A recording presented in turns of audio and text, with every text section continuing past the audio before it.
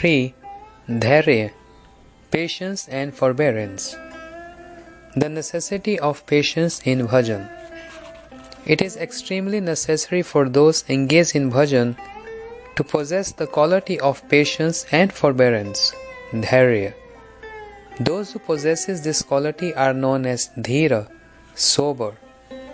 In the absence of patience, a person becomes restless or adhira and is therefore unable to perform any task. By the quality of patience, a sadhak first controls himself and eventually the whole world. Controlling the 6 kinds of urges is dhairya. In the first verse of Shri Upadeshamrit, the quality of dhairya is mentioned. Vacho vegam, manasa krodha vegam, jivva vegam, udra upastha vegam, itan vegan yo visheta dhiraha, sarvam apimam prithvim sashishyat. A wise and self-composed person who can subdue the impetus to speak, the agitation of the mind, the onset of anger, the vehemence of the tongue, the urges of the belly, and the agitation of the genitals can instruct the entire world.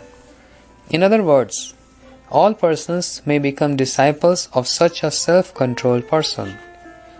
The 6 urges are the urges of speech, the mind, anger, the belly, the tongue and the genitals. The urge of speech and the means to control it.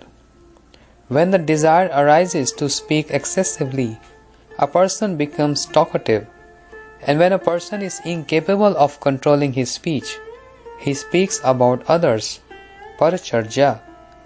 Speaking about others causes many people to become your enemy. Although it is extremely foolish to make statements that are useless and unnecessary, a materialistic always wastes his time by doing so. The result is great distress.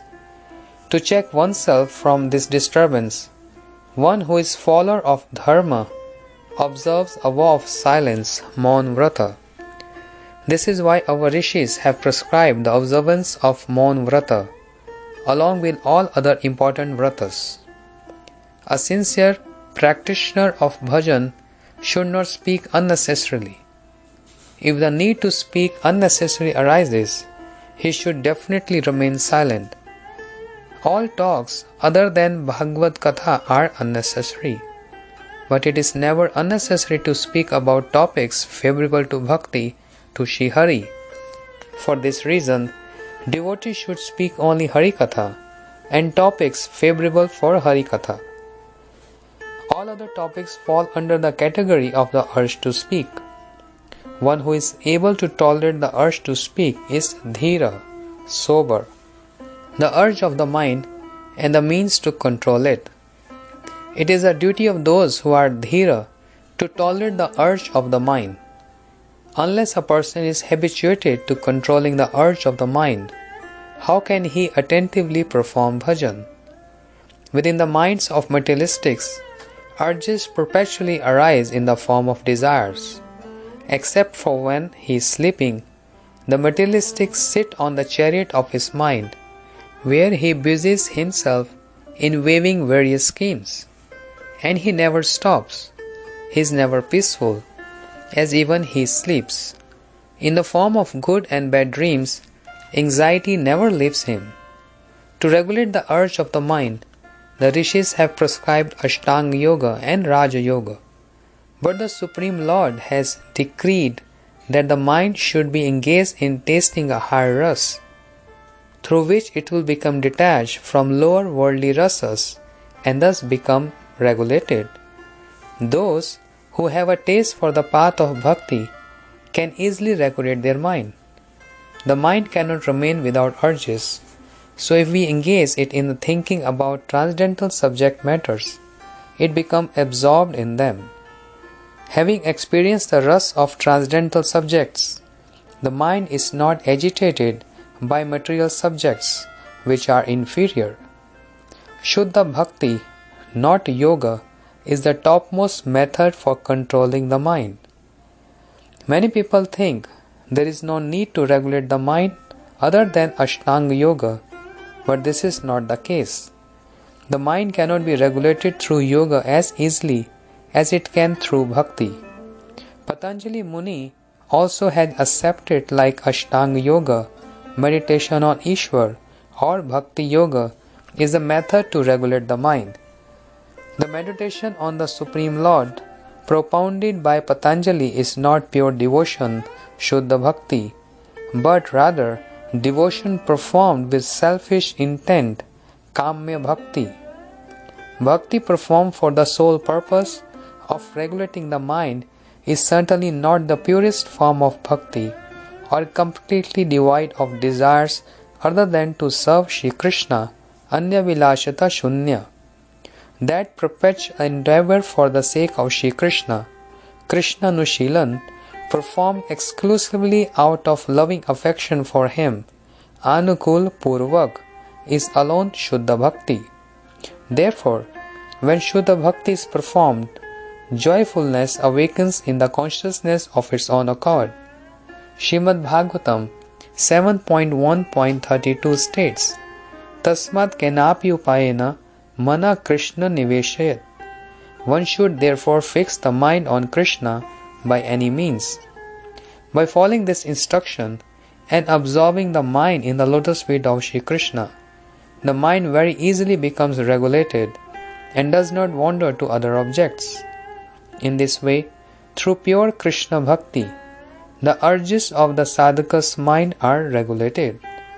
By carefully meditating on this subject, one can know the inherent differences between yoga and bhakti, the impetus of anger and the means to control it.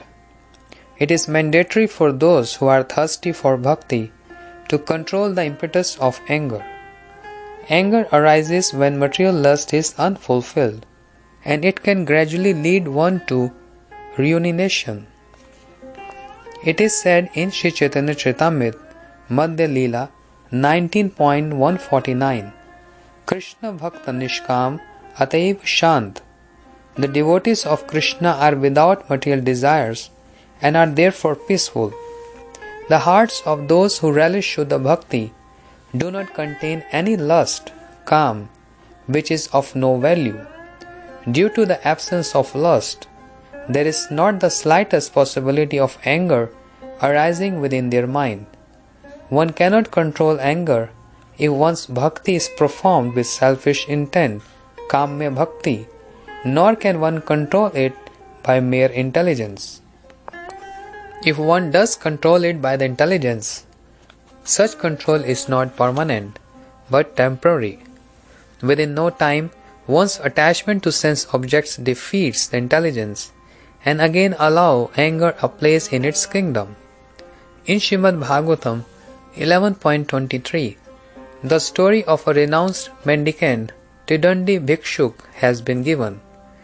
In Ujjain, there lived a wealthy Brahmin.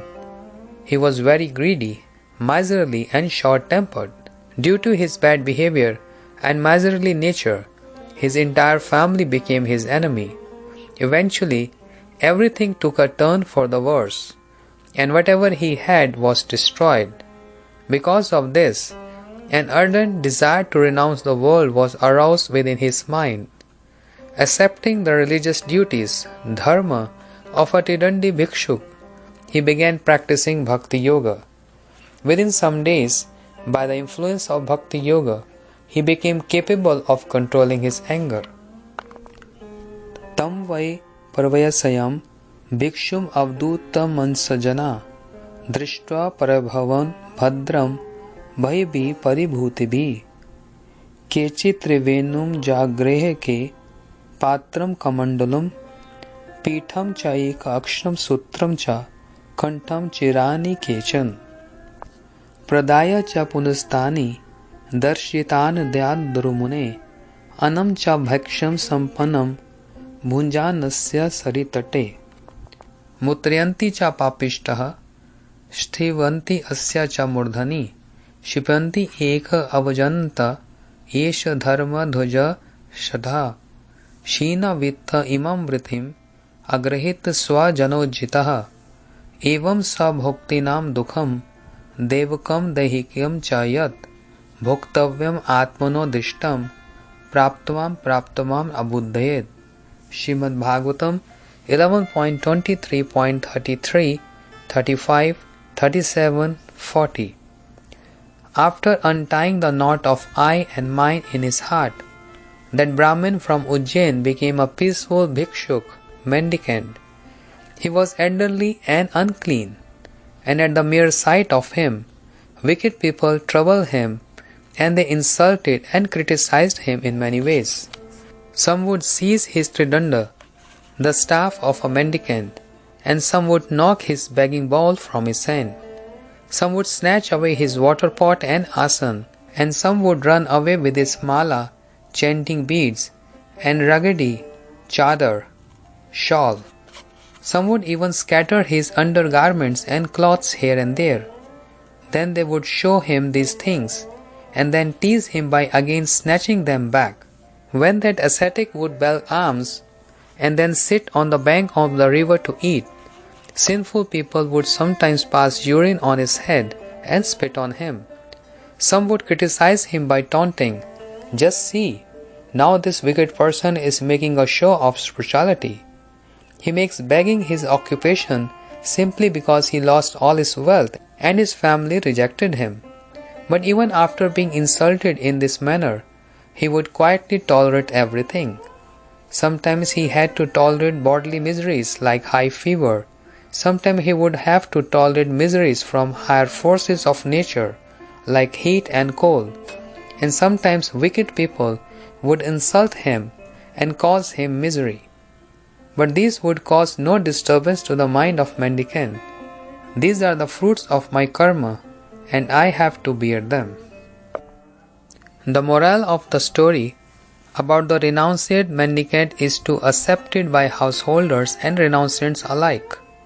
That mendicant expressed himself as follows: Etam sa asthaya paratmanishtam adhyasitam purvatamei maharishibhi aham tarishyami duranta param tamo mukund angri nishevaya. Srimad Bhagavatam 11.23.57. I am a soul, a minute living entity. Shri Krishna is the Supreme Soul.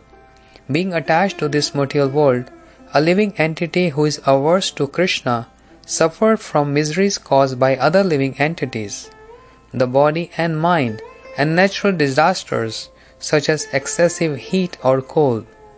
Service to Shri Krishna is the Jiva's eternal occupation. I will give up my faith in this material world, bhajan with irrevocable faith in the Supreme Person, Paratmanishta, controlling my mind, speech, anger, and so on through a lifestyle favorable for bhakti. Eminent rishis of yore have taken shelter of this such faith and crossed the material ocean. In some places, this faith is evident in the dharma of householders such as King Janak, and it is sometimes evident in the dharma of renunciates such as Sanak and Sanatan. In reality, Paratmanishta is the same in both cases. Without this Paratmanishta, one cannot cross the unsurmountable ocean of nations. Service to Bhagwan Mukunda is our only shelter. It is solely by serving his lotus feet that I will cross this ocean of nations. We can clearly see from this song of the mendicant that it is impossible to cross the material ocean through the process of yoga. Everything can be achieved by having firm faith in Krishna Bhakti. One who takes the shelter of Bhakti and thereby controls the urges of the mind, speech and anger is known as Dhira, the urge of the tongue and the means to control it. It is absolutely essential to control the urge of tongue. A materialistic person is always preoccupied with tasting the 6 kinds of ras: sweet, spicy, sour, bitter, pungent and salty. Today I will eat sweet rice. Today I will eat halwa. I will drink the finest drinks. Such desires do not allow a materialistic to be peaceful. The more the tongue tastes, the more its hankering to taste increases. Attaining Krishna is very difficult for those who run here and there to satisfy the voracity of the tongue. Sri Chaitanya Mahaprabhu has said, Vairagi haya kare jivere lalasa, parmarth jai ar haye rase ravash, Vairagira kritte sada naam sankirtan, shak patra fal mule udar bharan, jivere lalasa jai iti uti dhai, Shishnordhan parayan Krishna nahi pai. Sri Chaitanya Charitamrita Anta Leela 6.225 and 227. The meaning is that one who is subservient to the tongue and who does wonders here and there to satisfy it is devoted to the genitals and the belly and cannot attain Krishna. The ultimate spiritual goal of a person who hankers to satisfy the tongue even after becoming a renunciate will surely be lost. Moreover, under the influence of material rus, he will also lose his social standing. A renunciate should always perform Nam Sankirtan and satisfy his belly with vegetables, leaves, fruits, roots and so forth.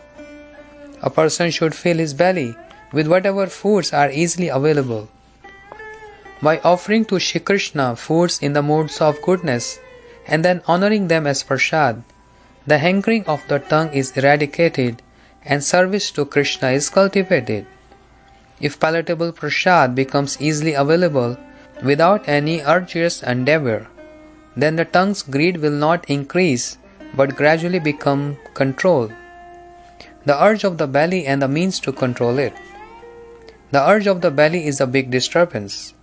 That food stuff by which one's hunger is mitigated and one's physical body is nourished is necessary for the belly. Those who are thirsty for bhakti should maintain their life by eating moderately. Those who endeavor to overeat are gluttonous. One characteristic of a devotee is that he is mitta bhukka, which means one who eats only what is necessary. By eating less, the body remains light and does not create obstacles in one's bhajan. Those who do not possess the strength to tolerate the urges of the stomach are always greedy to eat. Those who take a determined vow to eat nothing but Bhagavad Prasad are particularly capable of tolerating the urges of the belly. To observe fasting during vratas is a good way of learning to control the urges of the belly, the urges of genitals and the means to control it. The urge of the genitals is extremely fearsome. It is stated in Srimad Bhagavatam 11.5.11. Loke vevaya misha madhya seva nitya astu janortenehi tatra chodana. Those who reside in a material body made of blood and flesh, that the act of associating with the opposite gender is natural. This is the result of their wrongly identifying themselves with this body. In order to regulate this unnatural behavior, the process of marriage has been prescribed. Those who wish to abandon and become free from the regulations of marriage remain engaged in animalistic activities.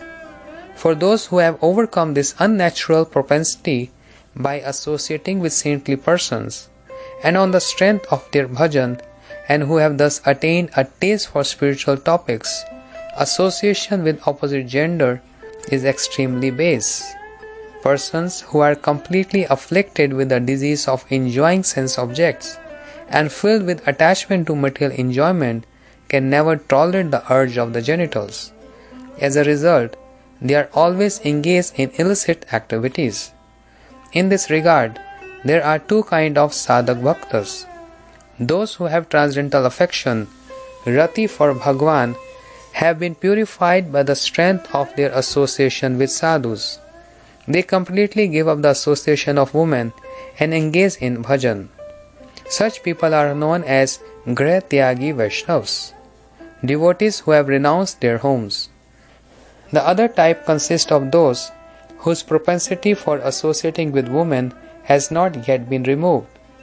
They execute the procedure of marriage and thereby accept Grahastha Dharma. As householders, they engage in Bhagavad Bhajan, the lawful association of women, that is, associating with women according to the regulation prescribed in the scriptures. is known as controlling the urge of the genitals. The best solution to control the 6 urges. Tolerating the above-mentioned 6 urges according to the prescripts of scripture is helpful for bhajan. When those urges are strong, they are unfavorable for bhajan.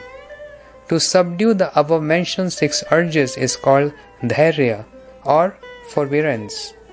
These tendencies cannot be completely eradicated as long as one possesses a material body, but by properly engaging them in their respective appropriate objects, they are no longer faulty. The conclusion is that it is the duty of an intelligent person to remove these urges from focusing on their respective material objects and to make them favorable for bhakti. For instance, one should divert one's lust for material objects towards Krishna Seva, anger toward those who are inimical to devotees, greed towards sadhu sangha and harikatha. In this way, when all the urges are directed toward those objects and topics that are related to Bhagwan, they no longer remain obstacles, but rather become helpful. However, this is possible only when the quality of dhairya is present. It is compulsory for every sadhak to possess the quality of dhairya. There is another meaning of the word dhairya.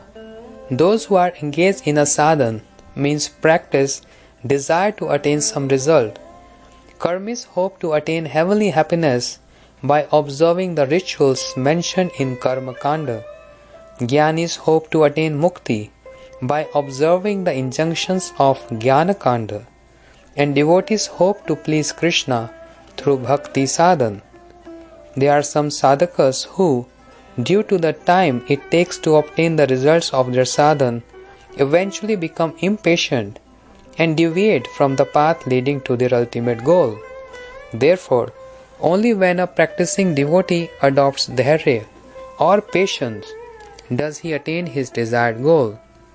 Krishna will certainly be merciful to me, whether today, tomorrow, after 100 years, or even after 10 births. I will take shelter of his lotus feet with determination and never leave them. This type of patience is most desirable for bhakti sadhakas.